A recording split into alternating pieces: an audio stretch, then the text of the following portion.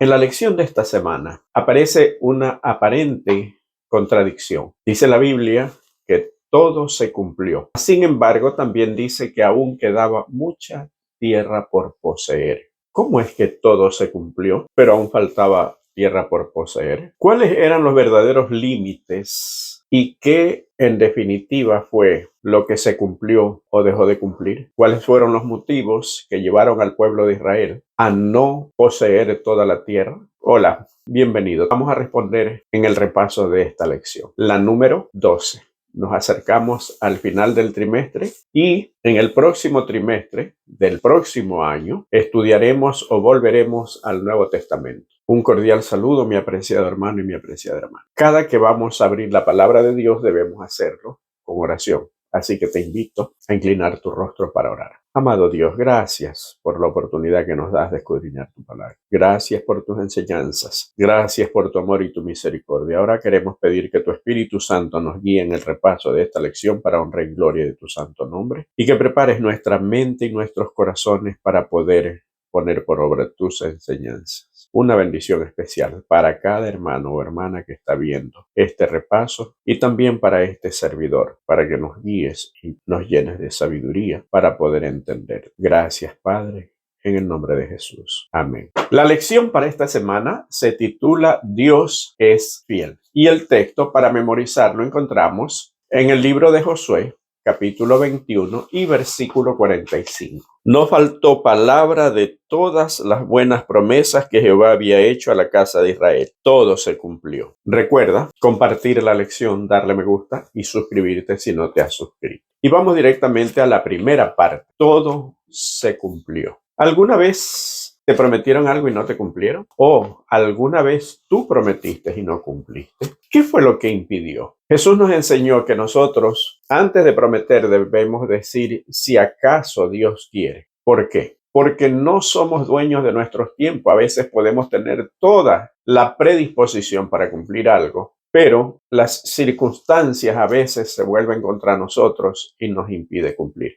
En el caso de Dios es totalmente diferente. Dios es el dueño de todo. Es el dueño del tiempo, es el dueño de su providencia, es el que mueve, para ilustrarlo de alguna manera, es el que mueve todos los hilos. Aparte, es fiel, nunca miente y tantas otras ventajas, podríamos decir, por llamarlo de alguna manera, aunque son características de Dios, que le ayudan a cumplir su promesa. Por eso es que Dios siempre es fiel. En el libro de Josué, capítulo 21 y versículos del 43 al 45, vamos a leer. De esta manera dio Jehová a Israel toda la tierra que había jurado dar a sus padres, y la poseyeron y habitaron en ella. Y Jehová les dio reposo alrededor, conforme a todo lo que había jurado a sus padres, y ninguno de todos sus enemigos pudo hacerles frente, porque Jehová entregó en sus manos a todos sus enemigos. No faltó palabra de todas las buenas promesas que Jehová había hecho a la casa de Israel. Todo se cumplió. Es increíble como en estos 3 versículos 6 veces se repite una palabra que significa todos y que en hebreo es la palabra kol, con K. Todo se cumplió. Y como habíamos visto, Dios es el dueño de todo. Dios es el dueño del tiempo. Dios mueve los hilos de la historia y de manera personal. A veces pensamos que por tratarse de nosotros, Dios como que no se preocupa demasiado. Vamos a poner un ejemplo. Comparémonos, no sé de dónde me estás viendo, pero comparémonos o compárate tú con el presidente de tu país. A veces podemos tender a pensar de que de pronto, como el presidente está dirigiendo un estado, Dios de pronto se puede preocupar por lo que él hace, pero no por lo que yo hago, porque a veces nos consideramos tan insignificantes. Pero Dios, de la misma manera que mueve los hilos en la vida del presidente de tu nación, mueve los hilos en la vida tuya. Por lo tanto, Dios es el que hace que las cosas sucedan. Por eso es que Jesús dijo que ni una hoja de un árbol cae si no es porque Dios así lo quiere, y aún los cabellos de nuestras cabezas están contados. Esto quiere decir que nada se escapa al conocimiento y al control de Dios. Y Dios cumple con el pueblo de Israel, pero cumple en cierta manera. Y eso ya vamos a ver un poco más adelante por qué. En todo caso, esa forma de Dios de cumplir lo que promete nos da la certeza de que lo que falta por cumplirse o las promesas que nos ha hecho a nosotros también tienen que cumplirse. ¿Cuáles son esas? Jesús dijo, voy pues a preparar el lugar para vosotros. Y tantas otras promesas que hizo. Entonces, tengamos la plena seguridad de que Dios cumplirá, así como cumplió con el pueblo de Israel. Un pueblo rebelde que más de una vez Dios le dijo, por ejemplo, a Moisés, apártate de este pueblo que yo los voy a exterminar y voy a hacer de ti una gran nación. Eso quiere decir que no importa las circunstancias, Dios va a cumplir siempre y cuando nosotros enderecemos nuestra senda, así como lo hizo con el pueblo de Israel, porque las promesas de Dios son circunstanciales. Y si vamos a la siguiente parte de la lección, notaremos algo quizás como complemento. Y aquí es la parte que aparentemente es contradictoria. La Biblia dice que Dios le dio reposo al pueblo. Eso está en el capítulo 23 de Josué, versículos del 1 al 5. Vamos a leer. Aconteció muchos días después que Jehová diera reposo a Israel de todos sus enemigos, alrededor que Josué, siendo ya viejo y avanzado en años, llamó a todo Israel, a sus ancianos, sus príncipes, sus jueces y sus oficiales, y les dijo, yo ya soy viejo y avanzado en años, y vosotros habéis visto todo lo que Jehová vuestro Dios ha hecho con todas estas naciones por vuestra causa, porque Jehová vuestro Dios es quien ha peleado por vosotros. He aquí, os he repartido por suerte en herencia para que vuestras tribus, estas naciones, así las destruidas como las que queden, desde el Jordán hasta el mar grande, hacia donde se pone el sol. Y Jehová vuestro Dios las echará de delante de vosotros y las arrojará de vuestra presencia. Y vosotros poseeréis sus tierras como Jehová vuestro Dios os ha dicho. Encontramos un pequeño problema, yo diría un gran problema. Dios les dio reposo, dice. ¿Qué significaba? Que en las tribus, todos estos pueblos guerreros, algunos de ellos implacables, aceptaron que no podían luchar contra el pueblo de Israel porque Dios luchaba por ellos. No tenían opción de ganar, entonces decidieron no atacarlos, pero todavía quedaba mucha tierra por poseer. Pero lo que deja clara la lección es de que el pueblo de Israel no fue el gestor de estas victorias, fue precisamente Dios. Y por haber sido Dios, entra el temor en todas estas naciones y deciden ya no hacer guerra, y las que quedaban fueron tributarios. Ahora, Dios les había dicho que las eche totalmente de allí, pero el pueblo de Israel entra en una zona de confort. Si nosotros simulamos o lo asemejamos a la vida cristiana, a nuestra vida actual, cuando nosotros conocemos el mensaje, cuando nos convertimos, cuando decidimos bautizarnos, es nuestra entrada a poseer la tierra. Y el hecho de que Dios haya echado todas esas naciones y las haya entregado en sus manos es la victoria que Dios nos da sobre el pecado. Ahora tenemos gustos diferentes, inclinaciones diferentes, una forma de ser diferente, de pensar diferente.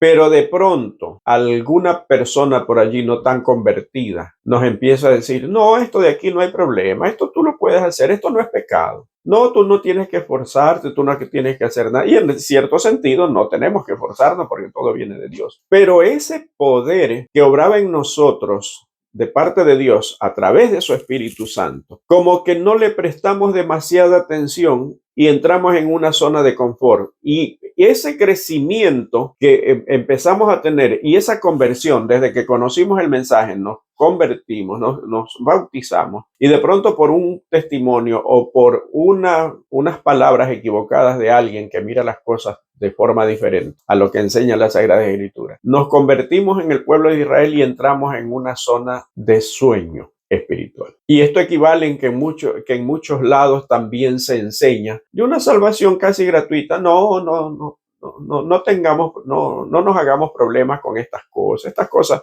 son insignificantes. Ya después vendrán las personas, irán convirtiéndose poco a poco. Es que así no es como obra Dios, así no es como obra el Espíritu Santo. Por eso el apóstol Pablo dice que si alguno está en Cristo es nueva criatura. No es que le vamos echando un poquito de pintura para cambiarle el color de su vida, no. Es una transformación porque todo coadyuva en la transformación del ser humano. El estudio de la Biblia, porque la palabra transforma, el Espíritu Santo, porque el Espíritu Santo transforma y hace que nosotros seamos nuevas personas. Las oraciones, la consagración, todo coadyuva. Y a veces nosotros nos descuidamos tal como se descuidó el pueblo de Israel. Y vamos a la siguiente parte, que es límites definidos. ¿Cuáles eran esos límites? A veces pensamos que la lección habla, y sí, en realidad habla de los límites físicos, pero más que esos límites, habla de lo que no les era permitido. Y uno de esos límites encontramos en el libro de Josué, capítulo 23 y versículos del 6 al 8. Esforzaos pues mucho en guardar y hacer todo lo que está escrito en el libro de la ley de Moisés, sin apartaros de ello ni a diestra ni a siniestra, para que no os mezcléis con estas naciones que han quedado con vosotros, ni hagáis mención, ni juréis por el nombre de sus dioses, ni los sirváis, ni os inclinéis a ellos, mas a Jehová vuestro Dios seguiréis, como habéis hecho hasta hoy. Y dice el versículo 12 y 13.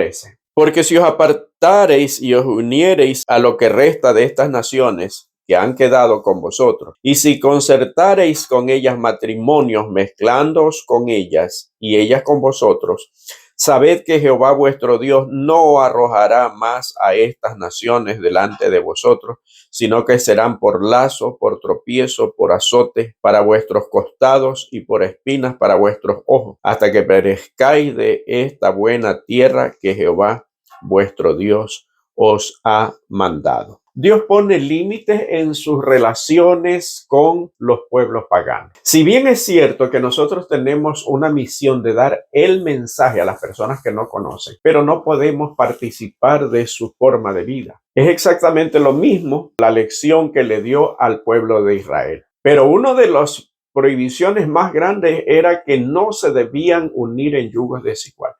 No deberían emparentar o formar familias con estas personas. El ser humano a veces es necio. Dios les había dado una lección muy ilustrada, lo más ilustrativa posible. ¿Por qué? Porque les había dicho que la razón por la cual echaba a estos pueblos de la tierra de Canaán, el principal motivo era la idolatría. Y les advierte que si ellos caían en la misma idolatría, les iba a pasar lo mismo. En mi país dicen, guerra avisada no muere soldado. El pueblo estaba advertido. Sin embargo, entraron en una zona de confort. ¿Por qué?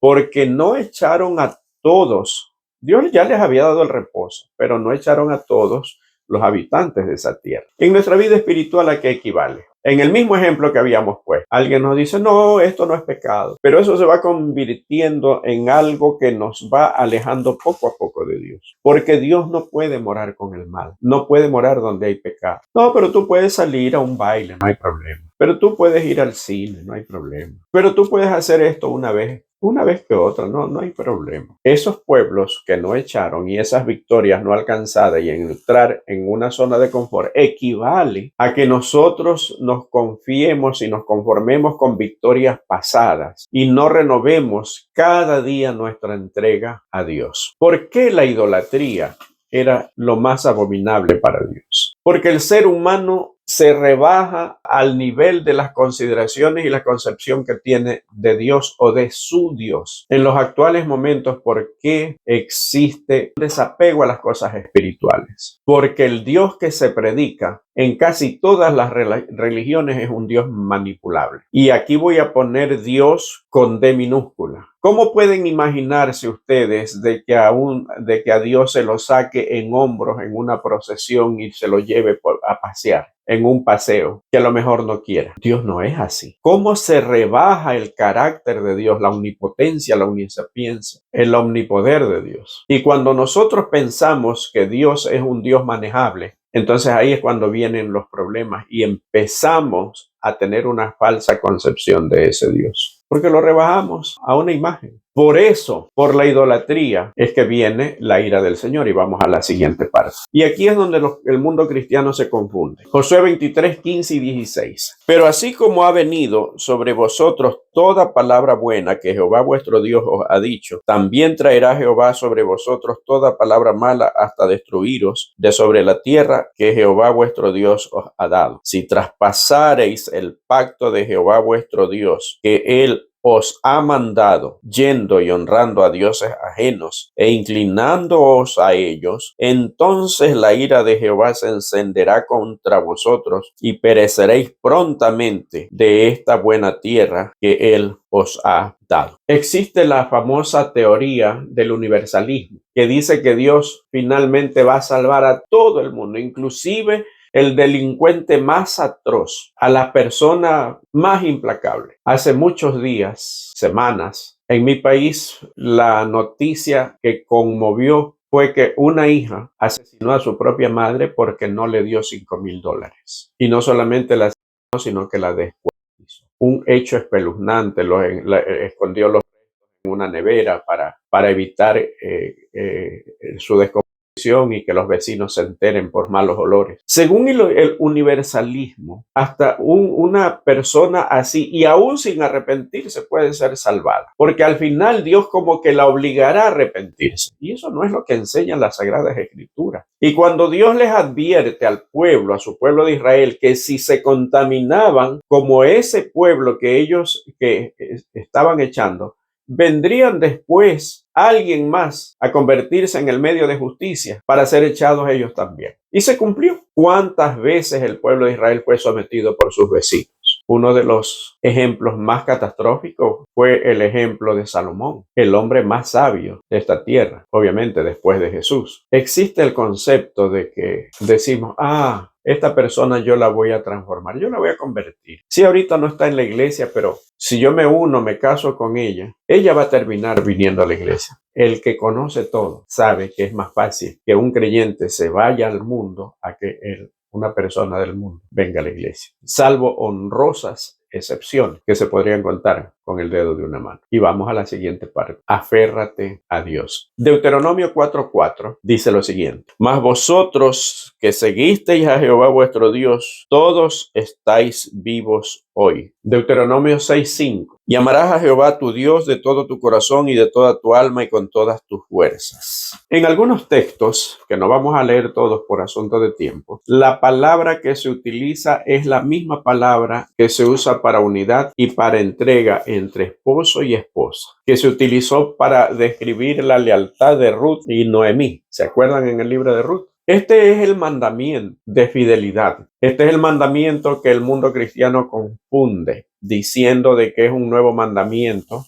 que Dios lo dio en el Nuevo Testamento. Están dados los dos mandamientos, los dos grandes mandamientos, o el resumen de los 10 mandamientos en dos, es: amarás al Señor tu Dios de todo tu corazón, de toda tu alma y de toda tu mente, y amarás a tu prójimo como a ti mismo. Ese amor, esa entrega es similar a la entrega entre esposo y esposa. Quiere decir que así de liviana es la entrega o la fidelidad que le debo a Dios, o al contrario, es tan grande la fidelidad que yo le debo a Dios y que yo debo tener con mi esposa, o que debe tener el esposo con la esposa o la esposa con el esposo, que semeja la relación de Cristo con su iglesia. Pues es lo último. Es tan grande el amor, el pacto, el amor hacia Dios, o el amor que Dios quiere que nosotros manifestemos a Él, que lo semeja como el amor entre esposo y esposa. Pero ese amor entre esposo y esposa, que debe semejarse al amor de Cristo por su iglesia, tiene un hito muy alto, un estandarte puesto muy arriba. ¿Por qué? Porque la Biblia dice que Cristo murió por su iglesia para lavarla.